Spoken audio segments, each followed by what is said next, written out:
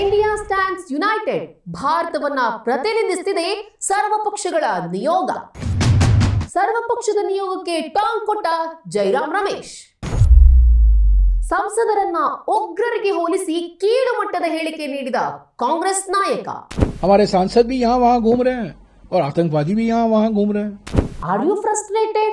ಯಾವ ರೀತಿ how you draw the comparison between MPs and terrorists? ಮೊಸರಿನಲ್ಲೂ ಕಲ್ಲು ಹುಡುಕೋ ಮನಸ್ಥಿತಿನ ಯಾವಾಗ ಬಿಡ್ತೀರಾ? ಬಾಯಿ ಚಪಲಕ್ಕೆ ಬಾಯಿಗೆ ಬಂದಂತ ಹೇಳಿಕೆಯನ್ನ ಕೊಡೋದನ್ನ ಬಿಡಿ. ನಮಸ್ಕಾರ ವೀಕ್ಷಕರೇ, ಇವತ್ತು ನಾನು ನಿಮಗೆ 2 ಸ್ಟೋರಿ ವರ್ಷನ್ ಅನ್ನ ತೋರಿಸ್ತೀನಿ.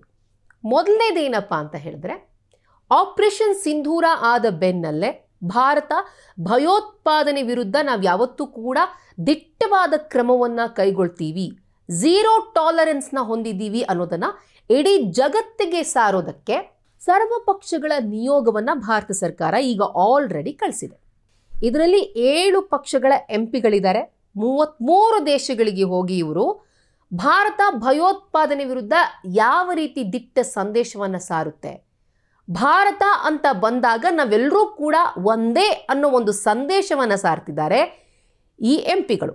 ಈ ಸರ್ವಪಕ್ಷಗಳ ನಿಯೋಗದಲ್ಲಿ ಬಿಜೆಪಿ ಸೇರಿದಂತೆ 7 ಪಕ್ಷಗಳಿವೆ, 58 ಜನ ಎಂಪಿಗಳಿದ್ದಾರೆ ಹಾಗೂ 8 ಜನ ಮಾಜಿ ರಾಜತಾಂತ್ರಿಕರಿದ್ದಾರೆ. ಈ ವಿಡಿಯೋನ ನೋಡಿ ತುಂಬಾ ಖುಷಿ ಆಗುತ್ತೆ. ಯಾಕಂತ ಹೇಳಿದ್ರೆ ಇವರೆಲ್ಲರೂ ಕೂಡ ರಾಜಕೀಯ ಪಕ್ಷ ಭೇದವನ್ನ ಮರೆತು ಒಂದು ಪ್ಲಾಟ್ಫಾರ್ಮ್ನಲ್ಲಿ, ಜಾಗತಿಕ ವೇದಿಕೆಯಲ್ಲಿ ಪಾಕಿಸ್ತಾನದ ಸತ್ಯಾಸತ್ಯತೆಯನ್ನ, ಭಯೋತ್ಪಾದನೆಗೆ ನೀರು ಗೊಬ್ಬರವನ್ನ ಹಾಕಿ ಪೋಷಿಸ್ತಾ ಇರೋ ಪಾಕಿಸ್ತಾನದ ಮುಖವಾಡವನ್ನ ಈ ಎಲ್ಲಾ ಎಂಪಿಗಳು ಕೂಡ ಬಯಲಿಗೆಳಿತಾ ಇದ್ದಾರೆ. We are from different parts of India, north, south, east, west. We have different mother tongues, and out of the 8 of us, we represent 5 different religions. Yet we are one India. India is indeed united. Complete support extended not only by the Congress party but the entire Indian opposition, all the political parties. Pakistan unfortunately figures as the prima donna of states that are directly complicit in the export of terror. Terrorism has become an economic industry for Pakistan to hold the world to account. India will not watch terrorism. We will not accept terrorist acts. If they hit us again, they're going to get it back to us. No act of terrorism goes unpunished. ಇಲ್ಲೇ BJP ಸೇರಿದಂತೆ Congress, TMC, AIMIM ಹಾಗೂ India ಒಕ್ಕೂಟದ ಮಿತ್ರ ಪಕ್ಷಗಳು ಇವರೆಲ್ಲರೂ ಕೂಡ ಒಕ್ಕೋರಲಿನ ಧ್ವನಿಯಿಂದ ಭಾರತವನ್ನ ಪ್ರತಿನಿಧಿಸುತ್ತಿದ್ದಾರೆ. S, of course ಇವರಿಗೆಲ್ಲರಿಗೂ ಕೂಡ ಬಿಜೆಪಿ ಜೊತೆಗೆ ಐಡಿಯಾಲಜಿಕಲ್ ಡಿಫ್ರೆನ್ಸ್ ಇದೆ, ರಾಜಕೀಯ ಭೇದವಿದೆ. ಆದರೆ ಇವೆಲ್ಲವನ್ನ ಮರೆತು ಜಾಗತಿಕ ವೇದಿಕೆಯಲ್ಲಿ ಭಾರತದ ಪರ ಮಾತನಾಡ್ತಾ ಇದ್ದಾರೆ, ಪಾಕಿಸ್ತಾನದ ಮುಖವಾಡವನ್ನ ಕಳಿಸ್ತಿದ್ದಾರೆ. ಈ ಒಂದು ಸರ್ವಪಕ್ಷಗಳ ನಿಯೋಗದಲ್ಲಿ ಬಿಜೆಪಿಯ ಅನುರಾಗ್ ಠಾಕೂರ್, ರವಿಶಂಕರ್ ಪ್ರಸಾದ್ ಸೇರಿದಂತೆ ಕಾಂಗ್ರೆಸ್ನ ಶಶಿ ತರೂರ್, ಮನೀಶ್ ತಿವಾರಿ ಹಾಗೂ ಐಎನ್ಸಿಯ ಸುಪ್ರಿಯಾ ಸುಲೆ, ಆಮೇಲೆ ಶಿವಸೇನೆಯ ಪ್ರಿಯಾಂಕಾ ಚತುರ್ವೇದಿ ಇದ್ದಾರೆ. ಎಐಎಂಐಎಂ, ಬಿಜೆಪಿ ಅಂತ ಹೇಳಿದ್ರೆ ಕಿಡಿಕಾರುವಂತಹ ಅಸಾದುದ್ದೀನ್ ಓವೈಸಿ ಕೂಡ ಈ ಒಂದು ಸರ್ವಪಕ್ಷಗಳ ನಿಯೋಗದಲ್ಲಿದ್ದು, when it comes to India, integrity of India ಅಂತ ಬಂದಾಗ ನಾವೆಲ್ಲರೂ ಒಂದೇ ಅನ್ನೋದನ್ನ ಸಾರಿದ್ದಾರೆ. ನಿಜಕ್ಕೂ ಕೂಡ ಈ ವಿಡಿಯೋನ ನೋಡೋದಕ್ಕೆ ತುಂಬಾ ಖುಷಿ ಆಗುತ್ತೆ. ಕನಿಮೊಳಿ ಕೂಡ ಮಾತನಾಡಿದ್ದಾರೆ. ಯಾವತ್ತು ಟೆರರಿಸಂ ಅನ್ನೋದು ಬರುತ್ತೆ, ನಮ್ಮೆಲ್ಲರಿಗೂ ಕೂಡ ರಾಜಕೀಯ ಭಿನ್ನಾಭಿಪ್ರಾಯವಿದೆ, ಸೈದ್ಧಾಂತಿಕ ಭಿನ್ನಾಭಿಪ್ರಾಯಗಳಿವೆ. ಆದರೆ ಟೆರರಿಸಂ ಅಂತ ಬಂದಾಗ ನಮ್ಮೆಲ್ಲರದು ಒಂದೇ ಧ್ವನಿ, ನಾವು ಭಾರತ ಸರ್ಕಾರದ ಪರ ಇದ್ದೀವಿ. ಪಾಕಿಸ್ತಾನ ಟೆರರಿಸಂನ ಎಕ್ಸ್ಪೋರ್ಟ್ ಮಾಡ್ತಾ ಇದೆ ಅಂತ ಹೇಳಿಕೊಂಡು ಪ್ರತಿಯೊಬ್ಬ ಸಂಸದರು ಕೂಡ ಭಾರತದ ಪರ, ಭಾರತದ ಒಂದು ದಿಟ್ಟ ಸಂದೇಶವನ್ನ ಇಡೀ ಜಗತ್ತಿಗೆ ಸಾರಿದ್ರು. ನಿಜಕ್ಕೂ ಕೂಡ ಸಂತೋಷ ಅಂತ ಅನ್ಸುತ್ತೆ. ಇಂಡಿಯಾ ಸ್ಟ್ಯಾಂಡ್ಸ್ ಯುನೈಟ್ ಅನ್ನೋದಕ್ಕೆ ಈ ಒಂದು ವಿಡಿಯೋಕ್ಕಿಂತ ಬೇರೆ ಸಾಕ್ಷಿ ಬೇಕಾ? ಇವರೆಲ್ಲರೂ ಕೂಡ ಪೆಹಲ್ಗಾಮ್ನ ಪ್ರತಿಕಾರವಾಗಿ ಭಾರತ ಏನು ಆಪರೇಷನ್ ಸಿಂಧೂರವನ್ನು ನಡೆಸ್ತಲ್ಲ, ಅದು ಎಷ್ಟರ ಮಟ್ಟಿಗೆ ಅದನ್ನ ಡಿಫೆಂಡ್ ಮಾಡ್ಕೊಳ್ತಿದ್ದಾರೆ ಅಂತ ಹೇಳಿದ್ರೆ ಯಾರೂ ಕೂಡ ಚಕಾರವನ್ನು ಎತ್ತುವ ಹಾಗಿಲ್ಲ. ಆದರೆ ನಮ್ಮ ಭಾರತ ದೇಶದಲ್ಲಿ ಗೊತ್ತಲ್ವ ನಿಮಗೆ, ಕೆಲ ಬುದ್ಧಿಜೀವಿಗಳು, ಸೋ ಕಾಲ್ಡ್ ಇಂಟೆಲೆಕ್ಚುವಲ್ ಪರ್ಸನಾಲಿಟೀಸ್, ತಲೆಯಲ್ಲಿ ಎಡಪಂಥೀಯ ಬುದ್ಧಿಯನ್ನು ತುಂಬಿಕೊಂಡಿರೋಂಥವ್ರು ಏನಾದರೂ ಹೇಳಬೇಕಲ್ವಾ, ಮೊಸರಲ್ಲಿ ಕಲ್ಲು ಹುಡುಕುವಂತಹ ಮನಸ್ಥಿತಿಯವರು. ಜೈರಾಮ್ ರಮೇಶ್ ಗಾಂಧಿ ಕುಟುಂಬದ ಆಪ್ತರು, ರಾಹುಲ್ ಗಾಂಧಿಯ ರೈಟ್ ಹ್ಯಾಂಡ್, ಅವರ ರಾಜಗುರು.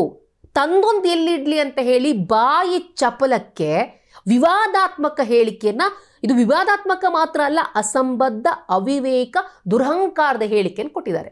ಅವ್ರು ಏನು ಹೇಳಿದ್ದಾರೆ ಅಂತ ಹೇಳಿದ್ರೆ, ಪೆಹಲ್ಗಾಮ್ನ ನರಮೇಧ ನಡೆಸಿದಂತಹ ಉಗ್ರರು ಮತ್ತು ಇವತ್ತೇನು ಜಗತ್ತಿನಲ್ಲೆಲ್ಲ ಓಡಾಡ್ತಾ ಇದ್ದಾರಲ್ಲ ನಮ್ಮ ಎಂಪಿಗಳು, ಇವರಿಬ್ಬರೂ ಒಂದೇ ಅಂತ.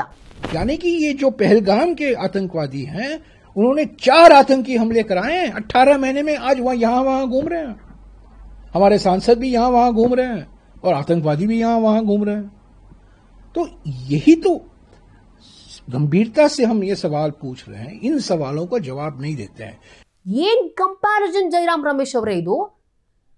ಆ ಉಗ್ರರು ನರಮೇಧವನ್ನ ಮಾಡಿದಂತಹ 4 ಉಗ್ರರನ್ನ ನಮ್ಮ ಜನಪ್ರತಿನಿಧಿಗಳಿಗೆ ಹೋಲಿಸ್ತಾ ಇದ್ದೀರಾ? Are you frustrated? ಯಾವ ರೀತಿ?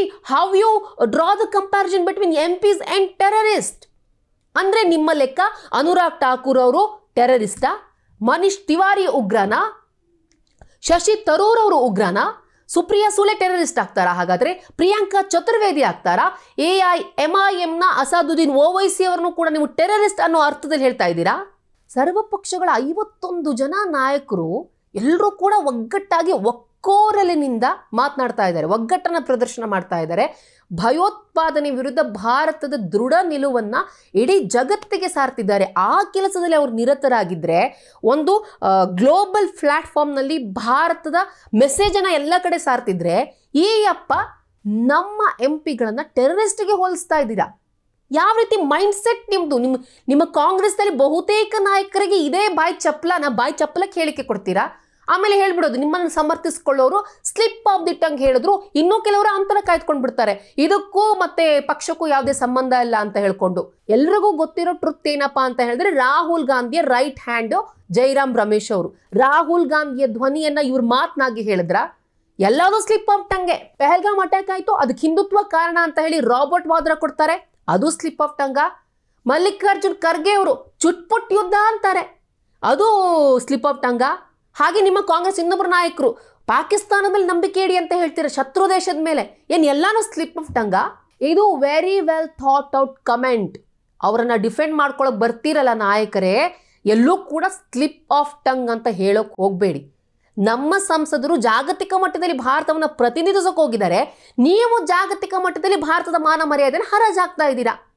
ಏನಂತ ಅನ್ಕೊಂಡಿದ್ದೀರಾ ನಿಮ್ಮನೆ?